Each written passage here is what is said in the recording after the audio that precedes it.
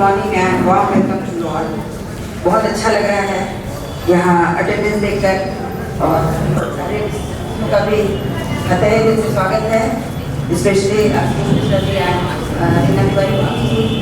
उन्होंने इसमें बहुत सारे लोग किया और इस तरह के कार्यक्रम हम लोग भी करते हैं और हम लोग की भी चाहना होती है कि हम लोग इस तरह का प्रोग्राम करते रहें। तहे दिल से शुक्रिया आप लोगों का। और बाकी तो मेडिकल से रिलेटेड बात होगी। काफ़ी जो चिकित्सकगण आए, हमारे गायनेकोलॉजिस्ट, हमारे सेक्रेटरीज और भी डिपार्टमेंट के लोग हैं, ऑर्थो हैं, ENT हैं, स्किन के हैं।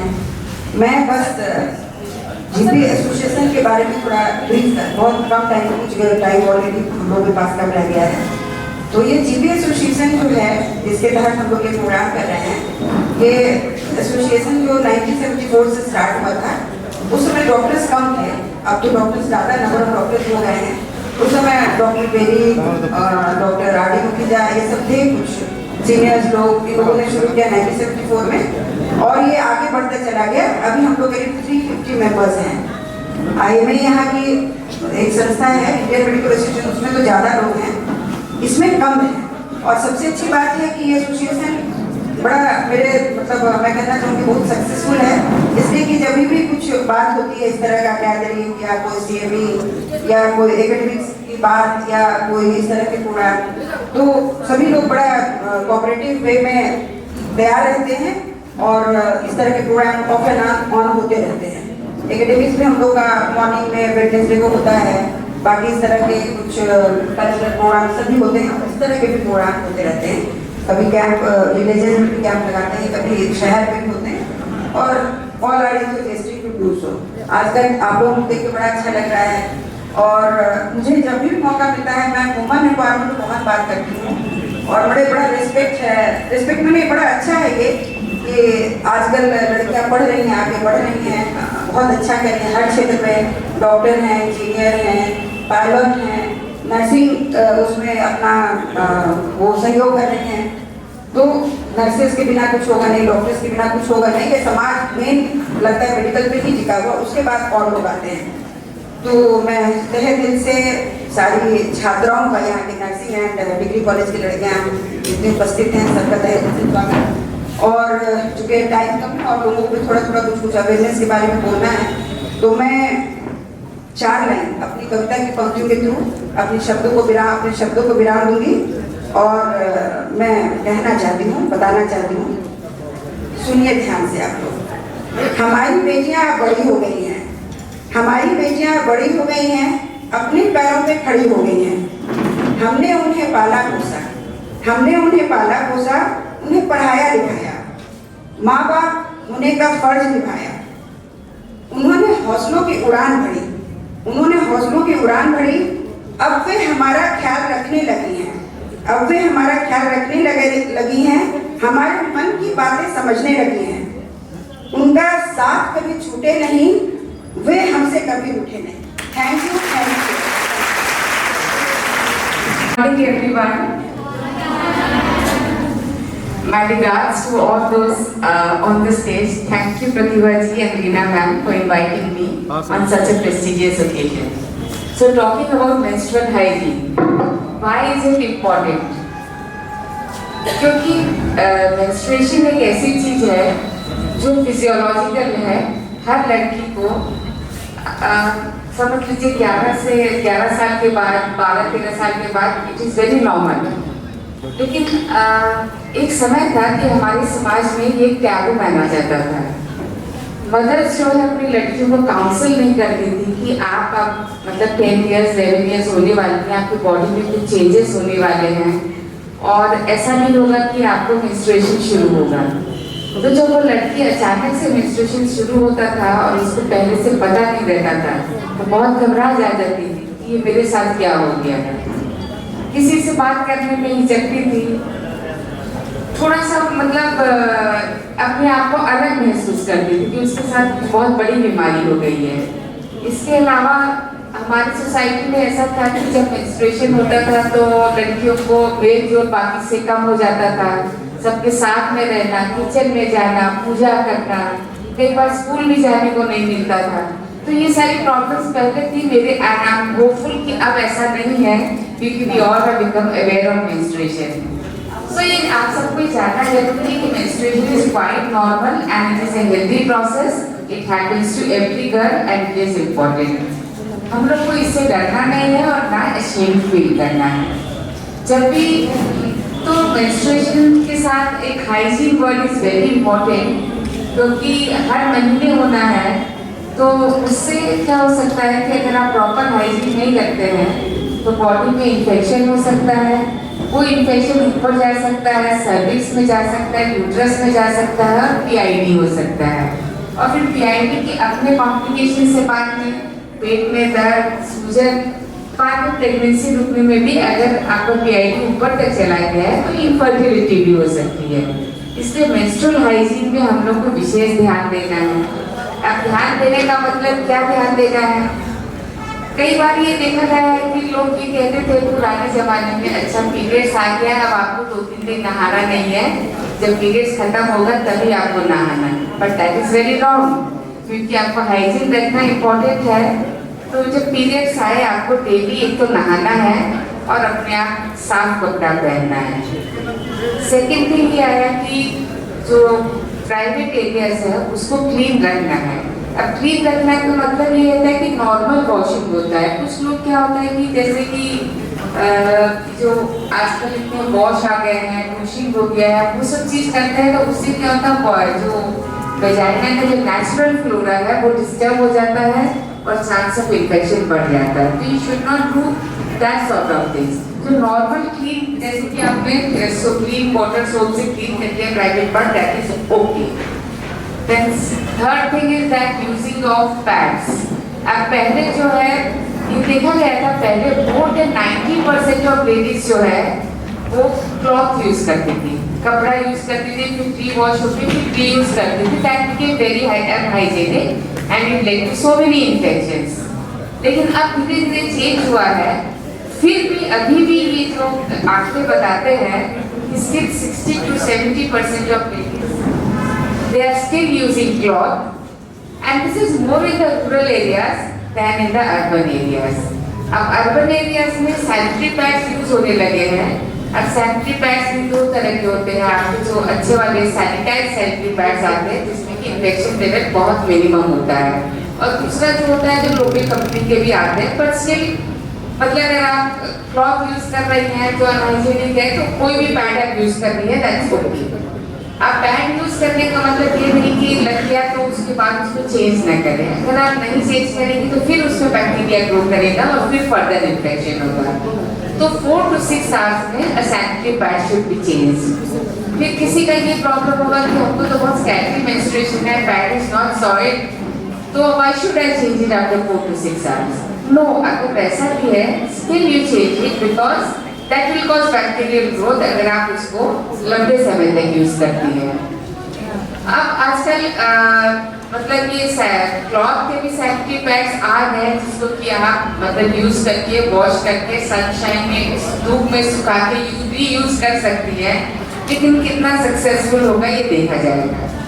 जहाँ तक टैम्पून की बात है, it is best to be avoided because हम लोग हाइजीन मेंटेन नहीं कर पाते हैं और टैम्पून यूज करने पे फिर इन्फेक्शन के चांसेस और बढ़ जाते हैं। तो मेंस्ट्रुअल हाइजीन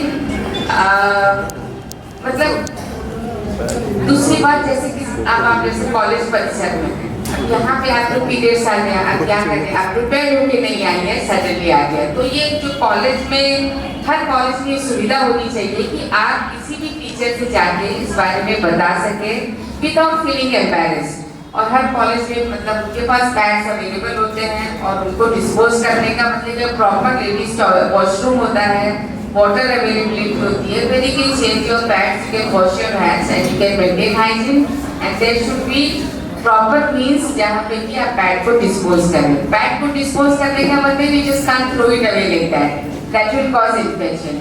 तो आपने देखा होगा हर सैनिटरी पैड के बाद एक साथ एक पैकेट आता है, उस पैकेट में डाल के आप उसको डस्टबिन में प्रॉपरली डिस्पोज ऑफ करें। कभी भी उसको जो है फ्लश करने की कोशिश न करें because it will block it.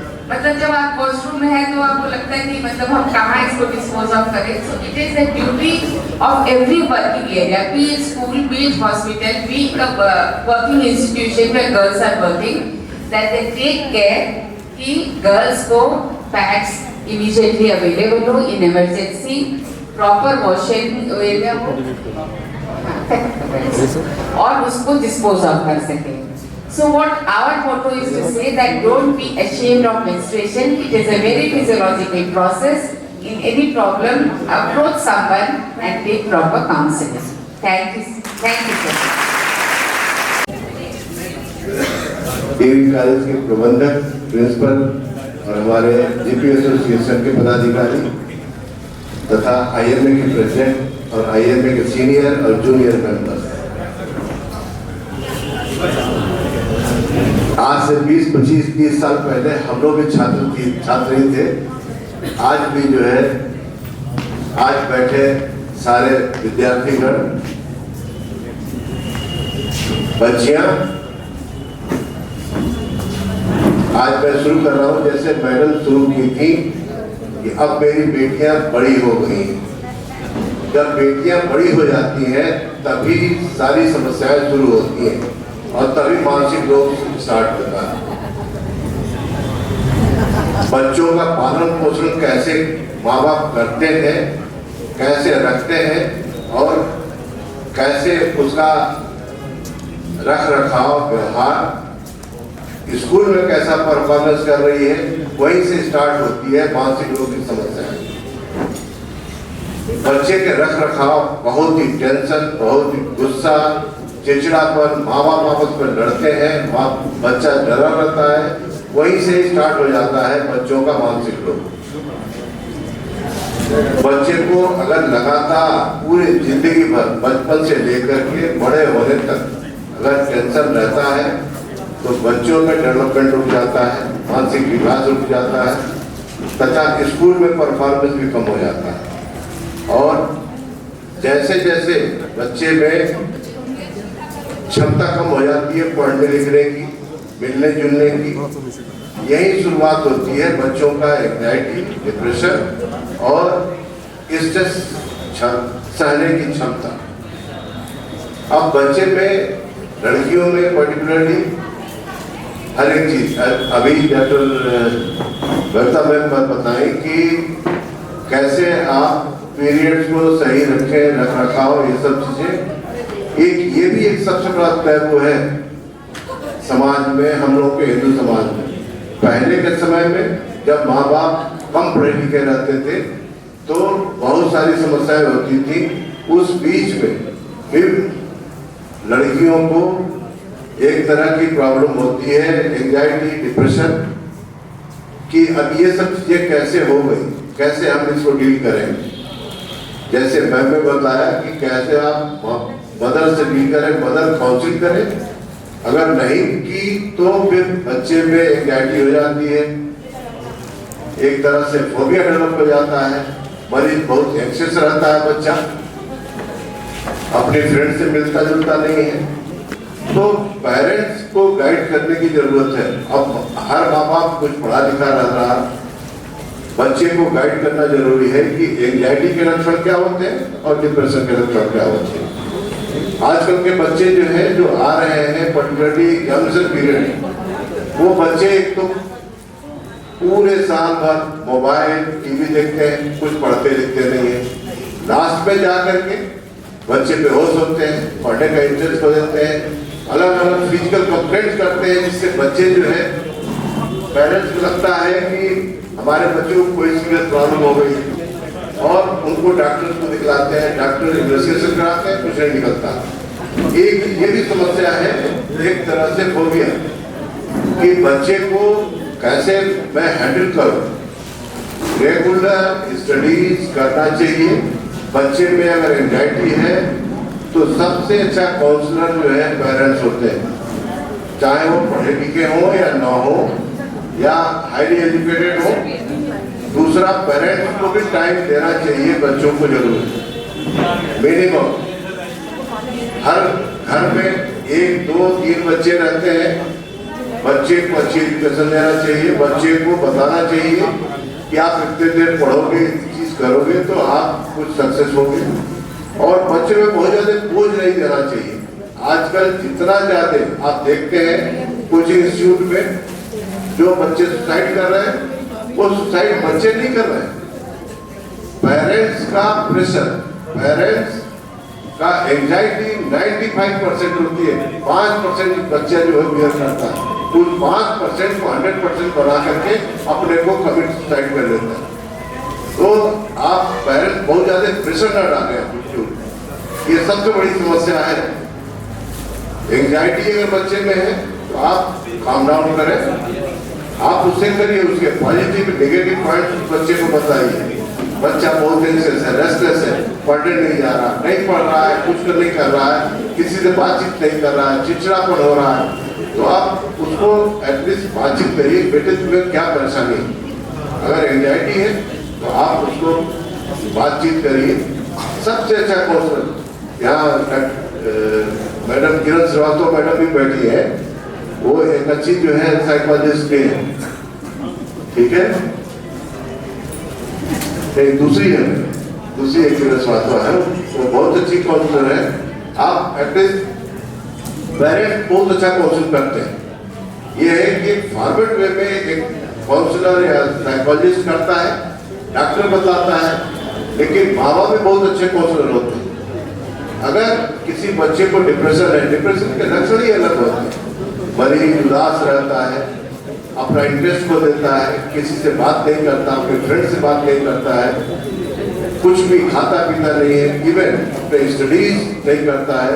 अगर उसकी जॉब लग गई है तो वो जॉब करने नहीं जाता। अगर प्रोफेशनल ड्यूटीज को पूरा नहीं करता है, स्कूल में परफॉर्मेंस कम हो रहा है, बातचीत कम करना कर रहा है, सुबह दोपहर शाम में उसका वेरिएशन हो रहे हैं, तो ये सब चीजें डिप्रेशन के लक्षण होते हैं। और अगर मेजर स्ट्रेस, मान लिया बच्चा जो है परफॉर्म किया, फेल हो, तो पेरेंट्स बहुत ज्यादा जो है डांटते हैं, तुम मैं जानता था कि तुम फेल हो जाओगे, ये कैसे चीजें नहीं करनी चाहिए। ये बच्चे बहुत ही इम्पल्सिव होते हैं, आप लोगों के अंदर भी जो है ये चीजें होंगी। गुस्सा थोड़ी देर में आ जाता है, लेकिन फिर कुछ देर बाद कम डाउन हो जाते हैं, शांत हो जाते हैं। तो इम्पल्सिव स्टेटमेंट पेरेंट्स को नहीं देना चाहिए कि जिससे बच्चे जो है उतावले हो जाए। बच्चे को प्रेम पूर्वक, फेल हो गया आप फेल हो गया तो उसको पास तो आप नहीं कर सकते, टीचर ही करेगा पास, या बच्चा जो परफॉर्म करेगा तभी पास हो।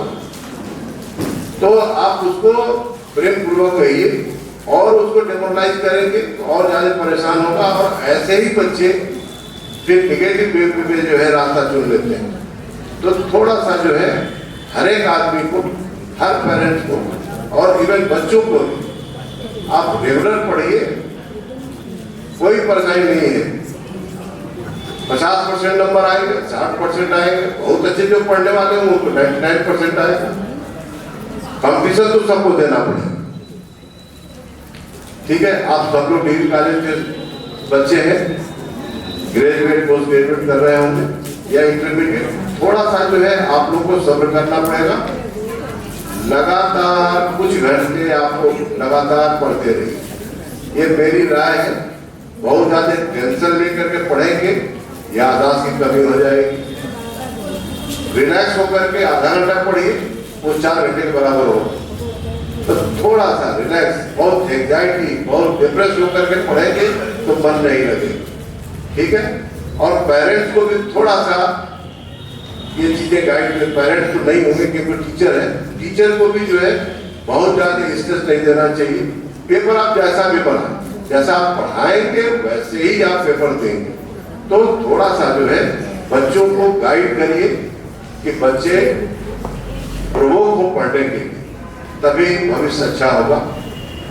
बाकी नारा तो है ही, बेटी बचाओ बेटी पढ़ाओ, बेटियों में विश्वास देना, ये मेरा धन्यवाद। बहुत बहुत धन्यवाद सर, आपका यह मार्गदर्शन, आपका यह संदेश हमारे विद्या स्किन के डॉक्टर हैं, मैं उनको बहुत बहुत धन्यवाद। और बहुत बहुत स्वागत है आपको इसमें आने का, बच्चों को इनकी जो है बच्चों की उत्सुकता और उनकी कोई समस्या को समाधान करने के लिए आपका स्वागत है सर। इसी बीच में हमारे डॉक्टर सविता अग्रवाल मैडम आई हैं, सी वरिष्ठम गायनेकोलॉजिस्ट है सर का, उनको मैं बहुत बहुत स्वागत करता हूँ। BPSC हॉस्पिटल है तो आपसे परामर्श देगी बच्चियाँ जो है, तो उसमें बहुत खुशियाँ मिलेगी जो है। डॉक्टर निष्ठा आपका भी स्वागत है, और जो भी डॉक्टर कीर्ति मित्तल, डॉक्टर अमित मित्तल, ये आई सर्जन है शहर के, ये आप लोगों को आई की समस्याओं के बारे में बताएंगे, और किसी को आंख का टेस्ट कराना हो तो भी यहाँ पे उपलब्ध है। तो मैं बीच में इसलिए बोल रहा हूँ कि बच्चे के बीच में ये प्रोग्राम हो रहा है, बच्चों को ये जानकारी होना चाहिए कि क्या होने जा रहा है। आप तो व्याख्यान सुन ही रहे हैं, जो बहुत ही अच्छी बात है, जो बात चर्चा हो रही है, तो आप इसको भी करीब सुनिएगा। Thank you. Hello and welcome everyone. ज़्यादा नहीं बोलना है, टाइम नहीं करनी है, तो टू द पॉइंट। ये HPV वैक्सीन, HPV क्या होता है बताओ, किसी को पता है? HPV, हाँ बताओ। हाँ करेक्ट। और ये क्या करता है? वाह, सब जानते हैं, very nice. Cervical cancer, cervical cancer का मुख्य कारण HPV वायरस है। और ये क्यों हो जाता है? कारण नहीं मालूम होगा किसी को, हम बताते हैं। सर्वाइकल कैंसर, एक तो जल्दी शादी हो, ढेर सारे बच्चे हों, ढेर सारे पार्टनर्स हैं। आपकी मेंस्ट्रुअल हाइजीन पे अभी बबीता बोलिए ना, गंदे इन्फेक्शन रहना और न्यूट्रिशनल डेफिशिएंसी होना, और कई बार इम्यूनोलॉजिकल डिजीजेस होती हैं, उसके कारण भी होते हैं।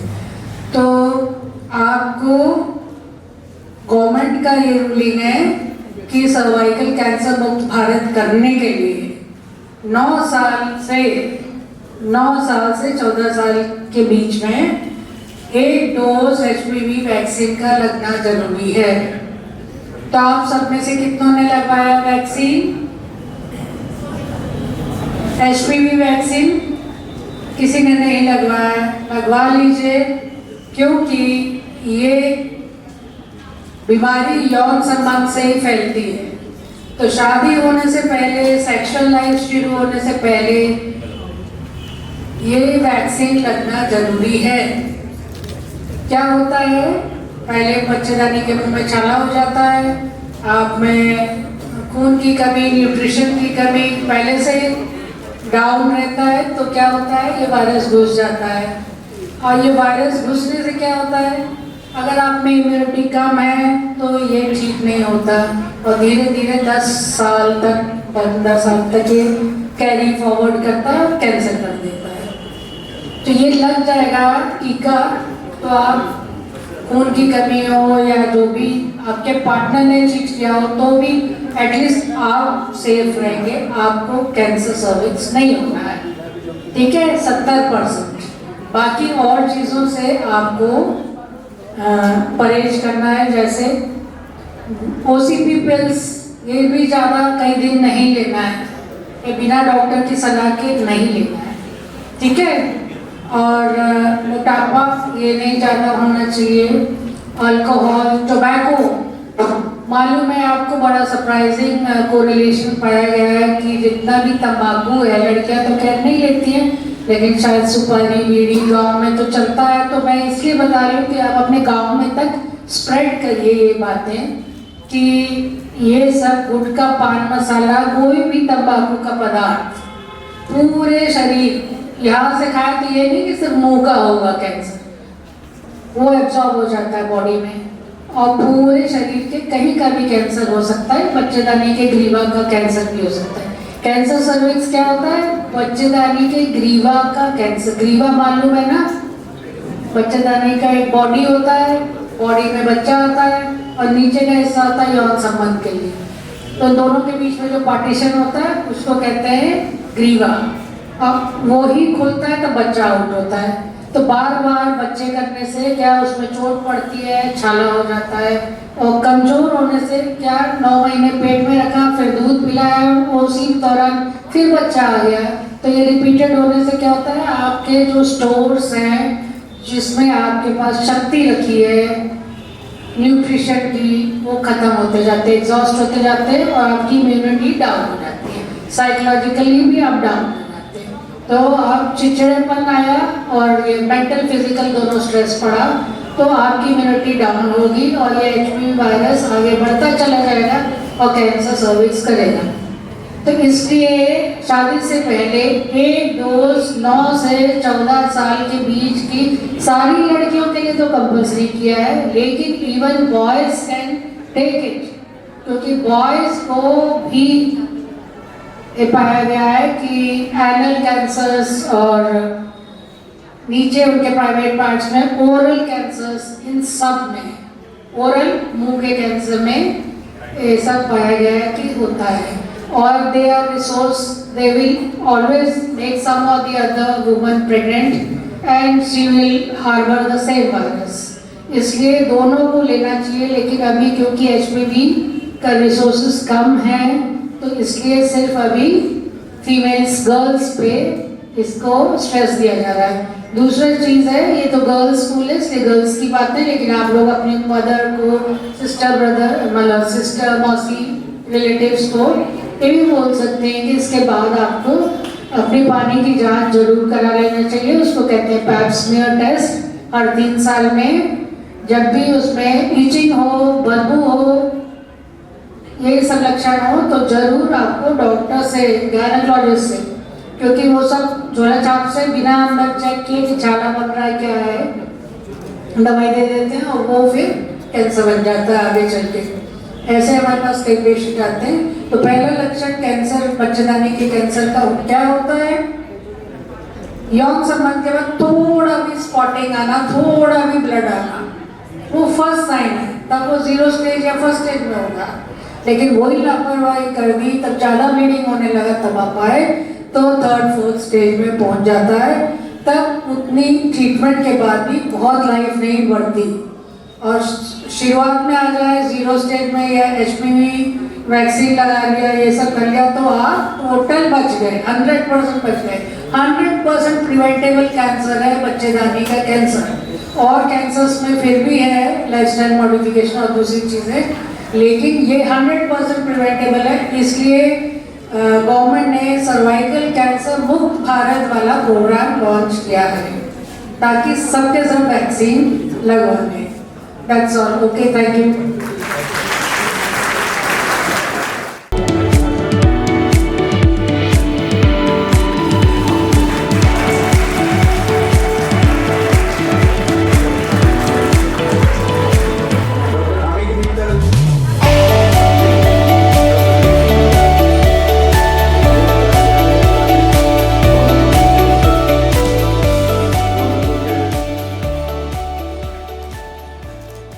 ढेर सारे तो और उनके गायनेकोलॉजिस्ट के लिए एग्जामिनेशन का रूम एक पीछे बनाया गया है। आप बच्चों के लिए मैं ये कह रहा हूँ। और ये कार्डियोलॉजिस्ट हैं हमारे डॉक्टर पीसी साई और जो भी है वो है, ये सब एग्जामिनेशन रूम बना हुआ है बच्चों को। इसके बाद इस प्रोग्राम 10 मिनट में 5 मिनट खत्म होने वाला है। आप लोग अपने अपने डॉक्टर से अपने कोई भी समस्या स्वास्थ्य संबंधी हो आप उनसे परामर्श ले सकते हैं। उसका आप लोगों में किसी को थायराइड की जांच करानी है, हीमोग्लोबिन की जांच करानी है, शुगर की जांच करानी है, वो भी व्यवस्था हम लोगों ने कर रखा है तो आप यहाँ करवा सकते हैं। उस दवा वितरण का कार्यक्रम है, किसी को कोई जरूरत होगी तो वो दवा भी देने का प्रोग्राम है। अब हम अपने डॉक्टर्स के लिए जो आए अपना समय निकाल के उनके लिए कुछ जीपी एसोसिएशन की तरफ से कुछ एप्रिसिएशन सर्टिफिकेट बनाए गए थे, हम उनको देना चाहते हैं। तो प्लीज़ एक एक करके आइए और ये सर्टिफिकेट ग्रहण करें।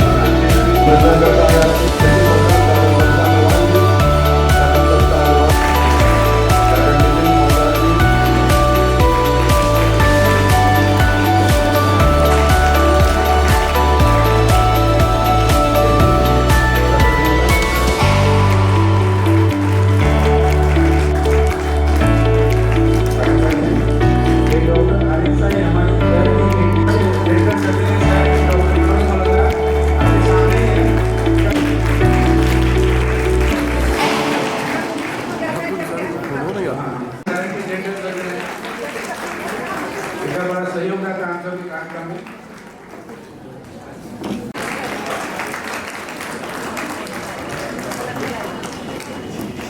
हमारे शायद डॉक्टर पीसी का है और आपके गंगोत्री के सामने है, तो जी प्लीज।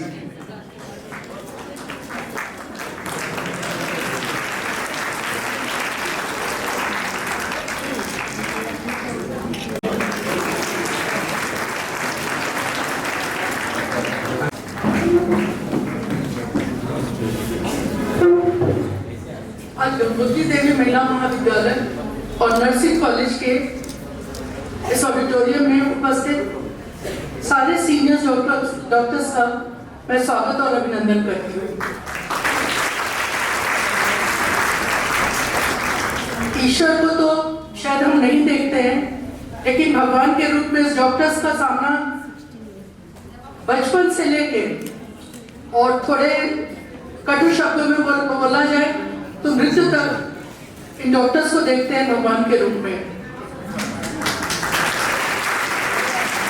ये डॉक्टर्स कोरोना काल में, बच्चों जब आप छोटे रहे होगे तो शायद उतनी अहमियत नहीं समझ पाए होंगे, लेकिन अब आप ग्रोन अप हो, कोरोना काल में डॉक्टर्स ने किस तरह से सेवा की है, किस तरह से अवेलेबल रहे हैं। जब शायद बड़ी विभीषिका का समय था, जब पिता पुत्र के सामने नहीं जा पाता था, पुत्र पिता के सामने नहीं जा पाता था, तब ये डॉक्टर्स हमारे लिए अवेलेबल होते थे। इसलिए एक बार उनके सम्मान में सारे बच्चे ताली बजाएं।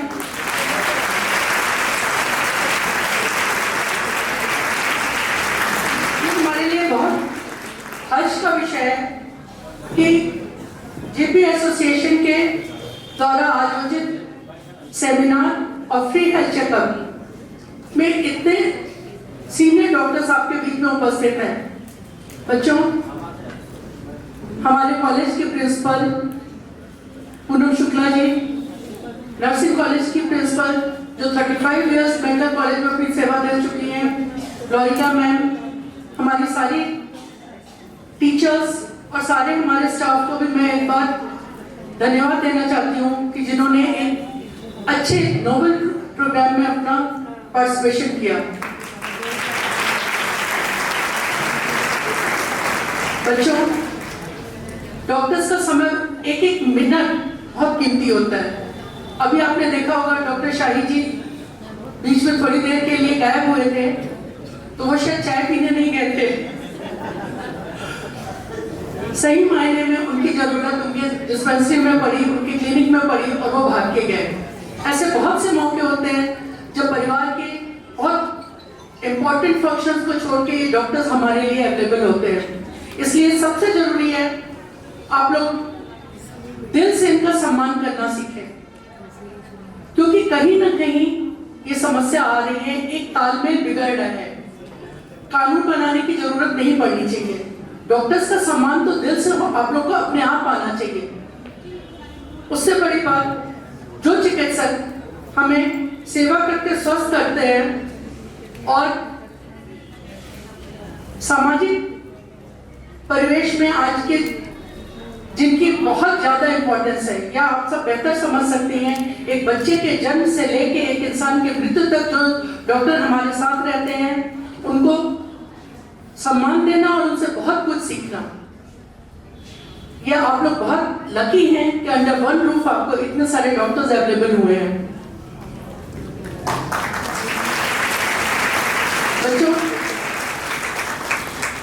आपके बीच में जो डॉक्टर्स हैं, आप लोग अच्छे से उनके नाम को याद रखिए, क्योंकि जीवन में आप लोग की जरूरत पड़ेगी कहीं ना कहीं, कभी आपको, कभी आपके परिवार के लोगों की। मैं डॉक्टर जयश्री मल जी का, doctor Pratibha Gupta, doctor AP Gupta, doctor CB Mandesha ji, doctor Sachchidanand Gupta ji, doctor Deepti Chaturvedi ji, doctor Ankit Pandey ji, doctor RP Shukla ji, doctor Nadeem Murshad ji, doctor Asha Singh ji, doctor Savita Agarwal ji, doctor RP Tripathi ji, doctor Nishtha Agarwal ji, doctor Smita Jaiswal ji, doctor Ghanshyam Singh ji, doctor Prabhat Agarwal ji, doctor Ketan Agarwal ji, doctor Manoj Malhotra जी, डॉक्टर बॉबी अग्रहरी जी, डॉक्टर संतोष गुप्ता जी, डॉक्टर अमित मित्तल जी और डॉक्टर कीर्ति मित्तल का विशेष रूप से धन्यवाद देना चाहती हूँ, जिन्होंने अपना अमूल्य समय देकर हमारे कॉलेज के बच्चों को लाभान्वित किया। बच्चों, इस टाइप के प्रोग्राम आपके लिए बहुत जरूरी है, क्योंकि आप इस समय टीन एज से आगे बढ़ रहे हैं। इस समय जिस तरह की आपकी समस्याएं होती हैं, चाहे वो मेंटल हो चाहे फिजिकल हो, उसके अवेयरनेस के लिए हमारे कॉलेज के द्वारा बार बार इस टाइप के प्रोग्राम आयोजित किए जाते हैं और हमें उम्मीद है कि आप सब लाभान्वित भी होते होंगे। किशोरावस्था एक अहम पड़ाव है, जहां पे सेल्फ हाइजीन, मेंटल अवेयरनेस की बहुत सख्त जरूरत होती है। इस समय आपको बहुत ज्यादा जानकारी की आवश्यकता है। डॉक्टर दीप्ति जी ने आपको कैंसर के लिए अवेयर कराया। बहुत जल्दी ही हम अपने कॉलेज में कैंप लगा के सर्विस सेंसर की वैक्सीन की व्यवस्था करने जा रहे हैं और उम्मीद है कि आप सब लाभान्वित होंगे। बच्चों, अब पूर्वांचल में भी जागृति आ रही है। माँ बाप अशिक्षित होते हैं, लेकिन फिर भी सबसे बड़ा गाइडेंस बच्चों को माँ बाप की तरफ से मिलता है। अगर माँ अनपढ़ है तो भी वो अपने बच्चों के हेल्थ के लिए बहुत अवेयर होती है। गांव में भी बच्चों को देखा है हमने कि माएँ बहुत प्यार से बहुत छोटी छोटी चीजों को समझाती हैं। तो इसलिए आप ये मत सोचिए कि अगर आपके माँ बाप बहुत हाईली एजुकेटेड नहीं है तो वो आपको टीच नहीं कर सकते हैं। जब कभी आपको जरूरत हो तो बिना किसी हिचकिचाहट के किसी भी तरह की समस्याएं, चाहे वो मानसिक हो चाहे शारीरिक हो, अपने पेरेंट्स से बात करिए, खुल के बात करिए। अब जमाना वो नहीं है कि आप छोटी छोटी बातों पे शर्म महसूस करिए। सेल्फ हाइजीन के लिए आप दूसरों की तरफ मुंह उठा के ना देख पाइए। आप पूछिए, आपको बताने के लिए आपके पेरेंट्स हैं, आपके टीचर्स हैं और इतने सारे डॉक्टर्स अगर यहाँ पे अवेलेबल हैं तो उन सब से आप कंसल्ट कर सकते हैं। इसमें कोई शर्म की बात नहीं है। दीप्ति जी ने आप लोग को बहुत अच्छे से बहुत डिटेल में समझाया कि किस तरह आप अपने सेल्फ हाइजीन को मेंटेन करके बहुत सी समस्याओं से बच सकती है। असल में जब बच्चे बचपने से निकल के किशोरावस्था की सीढ़ी पर पहुंचते हैं तो उस समय उनको बहुत तरह की समस्याएं आती हैं। थोड़े हार्मोनल चेंजेस होते हैं, थोड़े सामाजिक प्रेशर होता है। इन चीजों से बचने के लिए बात करिए। बात करना बहुत जरूरी है। सबसे बड़ी बात, एक चीज जो प्रेशर इस समय स्टूडेंट्स में सबसे ज्यादा है, हमें मालूम है कि अभी आपके कल एग्जाम खत्म हुए हैं। बेटा, सबसे जरूरी है कंपटीशन आप किसी दूसरे से मत रखिए, क्योंकि ये आपके अंदर डर पैदा करता है, एक इनसिक्योरिटी पैदा करता है।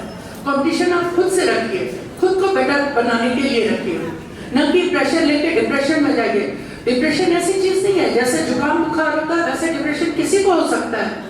एक छोटे से बच्चे को भी डिप्रेशन हो सकता है, लेकिन उसके बारे में बात करने में मत घबराइए। किसी से हिचकिचाइए नहीं, मिलिए, डॉक्टर से मिलिए, अपने पेरेंट्स से बात करिए। और अगर आपके इर्द गिर्द भी कोई इस तरह का दिखता है जो थोड़ा डिप्रेशन में है या उसको कोई शारीरिक कष्ट है, तो उसको अवेयर करिए कि वो डॉक्टर से मिले।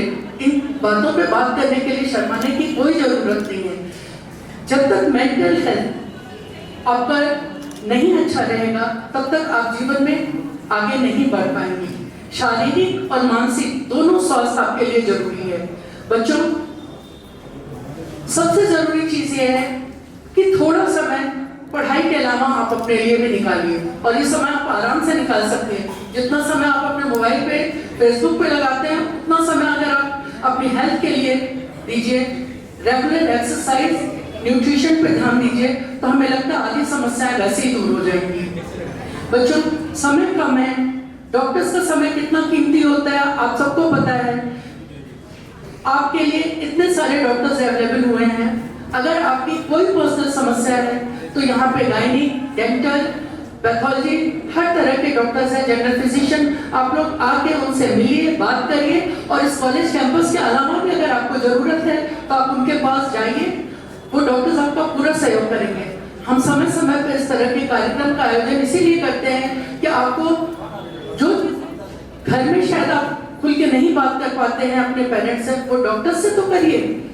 अगर आज के समय में आपको इतनी सुविधाएं मिले तो उन सुविधाओं का लाभ उठाना सीखिए। एक बार फिर से मैं सबको धन्यवाद देती हूँ, स्पेशली डॉक्टर्स को जिन्होंने अपना अमूल्य समय निकाल के यहाँ पे अपना समय दिया और हमारे बच्चों को लाभान्वित किया।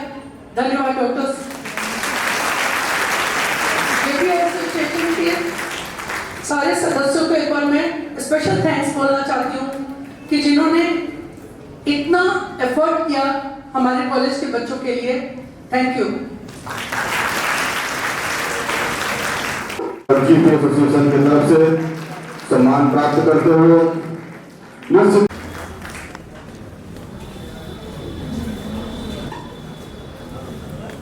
गंगोत्री देवी महिला महाविद्यालय तथा नर्सिंग स्कूल के प्रबंधक महोदया तथा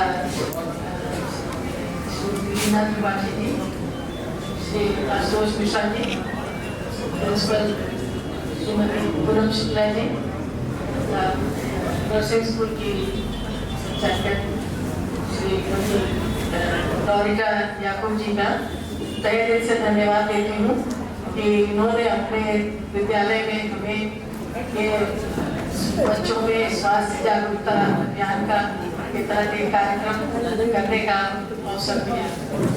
मैं अपने जीपी एसोसिएशन तथा रेलवे के सभी डॉक्टरों से का भी बहुत आभारी हूँ जिन्होंने अपना मूल्यवान समय अपना इस कार्यक्रम को सफल बनाने में दिया है। हम सभी जानते हैं कि स्वास्थ्य के प्रति जागरूकता आज के व्यस्ततम जीवन में इसका कितना महत्वपूर्ण योगदान है, क्योंकि जितनी जल्दी बीमारियों की हमें जानकारी होगी तो हमारा कॉस्ट ऑफ थेरेपी और समय बचता है और बीमारी की गंभीरता से हम बच जाते हैं। आशा है बच्चों ने जो सभी बीमारियों के विषय में जानकारी दी उसका प्रैक्टिकल रूप में उपयोग अपने जीवन में करेंगे और उसका लाभ उठाएंगे। खास करके मेंस्ट्रुअल हाइजीन और एचपीवी वैक्सीन जो कि आप जानते हैं कि हमारे प्रधानमंत्री जी की योजना के तहत भी आ गया है और आपको मालूम है इसमें बहुत ही महत्वपूर्ण बीमारी बहुत ही भयंकर बीमारी से रोकथाम के लिए वैक्सीन लॉन्च हुआ है। और आपको जानते हुए खुशी भी होगी कि आने वाले समय में हमारे देश में इसका मैन्युफैक्चर स्टार्ट हो गया है और ये वैक्सीन जो पहले बहुत ही महंगी थी और बहुत ही कम मूल्य में 200 या 400 से रुपये का डोज के हिसाब से मिल जाएगी। आशा है आप सभी इस स्वास्थ्य जागरूकता कैंप का लाभ उठाएंगे। आप सब बहुत ही आभारी हूँ। आशा है कि अगर भविष्य में इनको ये अवसर दिया जाएगा तो सेवाएं करना बहुत धन्यवाद मैम। हम सभी के बीच में अभी तक कीर्तन अग्रवाल जी के रूप में उपस्थित थे।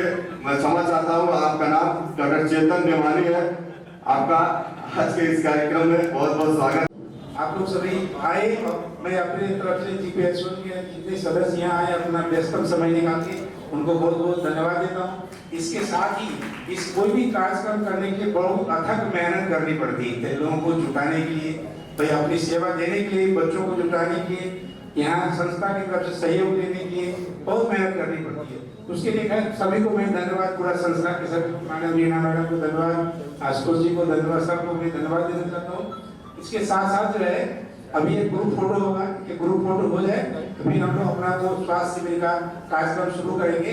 आपको जो भी बच्चे मिल रहे हैं अलग अलग सारी व्यवस्था की गई है। लोग जो है डॉक्टर एसएनसी हैं, राशि हैं, जो ये सब जितने भी लोग हैं उन सबको मैं तहे दिल से बहुत बहुत धन्यवाद देता हूँ।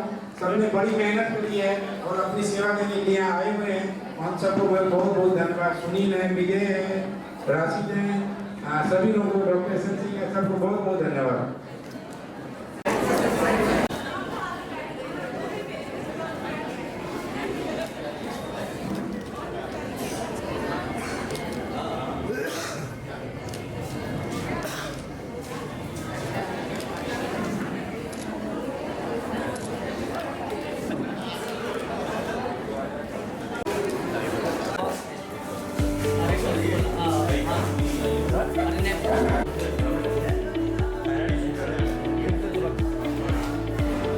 वहीं से उन्हें पढ़ाया।